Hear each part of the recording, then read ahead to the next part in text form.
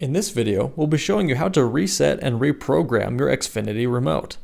To reset the remote, you'll want to locate the A and D buttons, then push them simultaneously and hold them until the light at the top turns to green. Once that is done, you'll then want to push 9, 8, 1. This will factory reset the remote and now it is ready to pair with your television.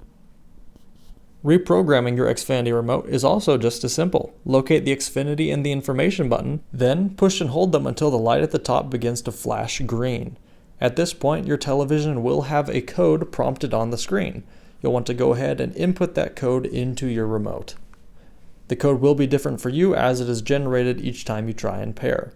After that step has been completed, then your cable box will walk you through the process of pairing your remote with your television or with your stereo and whatever type of sound system you have connected. You'll simply just follow the prompts and then your remote will be programmed. If you found this video helpful, it would mean a lot if you could hit that like and subscribe. Thanks for watching.